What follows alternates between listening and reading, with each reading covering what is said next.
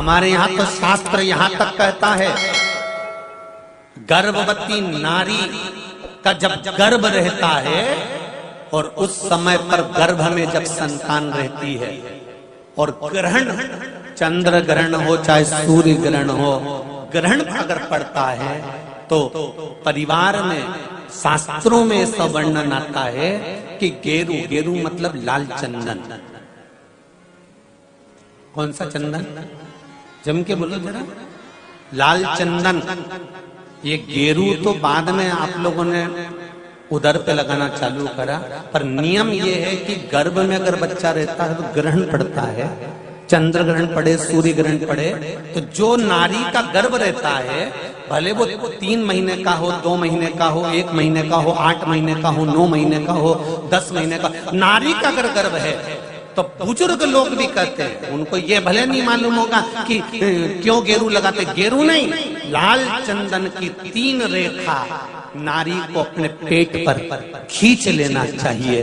क्या होता है तो कहा, बच्चा विपरीत पैदा नहीं होता, बच्चा स्वतंत्र स्वस्थ अच्छा पैदा होता है, सुखी पैदा। एक प्रश्न हमारे भीतर खड़ा होता है, जब हम सूर्य नारायण भगवान को अर्घ देते हैं, जल चढ़ाते हैं, तो वो जल पृथ्वी पर जब गिरता है तो उसके छींटे हमारे शरीर पर लगते हैं। क्या वो ठीक है? क्या वो श्रेष्ठ है? तो शिव महापुराण की कथा कहती है, जब हम सूर्य को अर्घ देते हैं, सूर्य को जल चढ़ाते हैं, वो पानी जब पृथ्वी पर गिरता है, उसके छींटे हमारे शरीर पर लगते हैं, तो वो श्रेष्ठता का भाव निर्मित करते हैं, वो गलत नहीं हो सकता। कारण अब वो भी समझ लीजिए।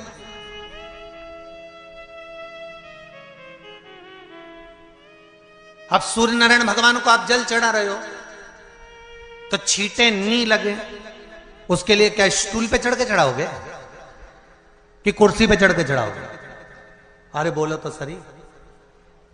अब कई लोगों के दिमाग में यह बात भरा गई कि हम भगवान को जल चढ़ाते हैं, वो हमारे शरीर में छींटे लगते हैं, जमीन पे से पानी गिरता है, वो हमारे शरीर को छींटे लगते हैं, भगवान को अच्छा नहीं लगता होगा। कौन ने कहा? पहले तो उसको पकड़ के ला।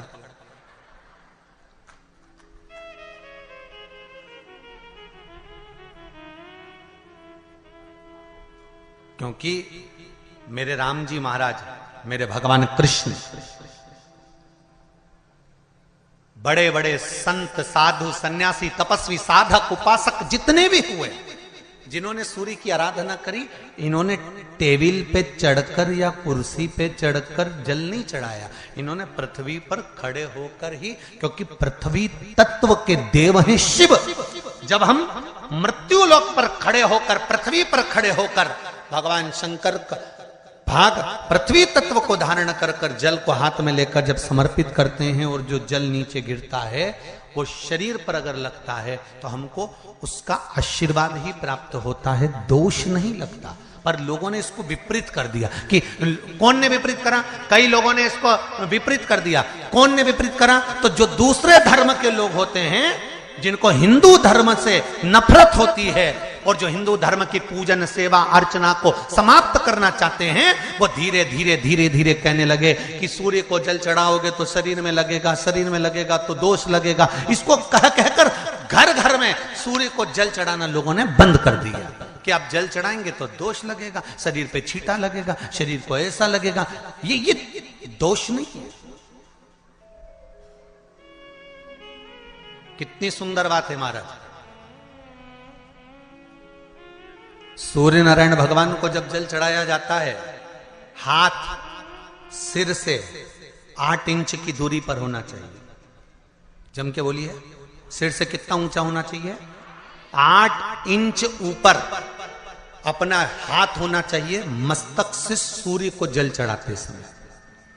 और ना चांदी का, ना स्टील का, ना लोहे का, ना प्लास्टिक का, ना कांच का, ना सोने का कोई बर्तन, ना कांसे का, ना एल्युमिनियम का, ना पीतल का, केवल एक पात्र होना चाहिए, वो है तांबे का। काय का पात्र होना चाहिए? तांबे का पात्र। और सूर्य नारायण भगवान को जब 8 इंच ऊपर तुम्हारा हस्त है। और जब हम सूर्य को जल चढ़ा रहे हैं, कैसे जल चढ़ाना है वो भी समझ लीजिए। अगर कोई कैंसर का मरीज है, जिसके चेस्ट में कैंसर आ गया हो, लेफ्ट में राइट में कहीं पर कैंसर आ गया हो, या कोई गठान आ गई हो, तो महाराज आप जल चढ़ाते समय उस जल की धार को सूर्य भगवान को जब चढ़ा रहे हो तो धार आपकी गठान की ओर जाना चाहिए, जिससे सूर्य की किरण उस जल में से आपके उस स्थान पर पड़े, उस जगह पर पड़े जहां पर गठान है। महाराज आप लगातार जल तो चढ़ाना चालू करो, अच्छे अच्छे डॉक्टर फेल हो जाएंगे और कह देंगे गठान ठीक हो गई।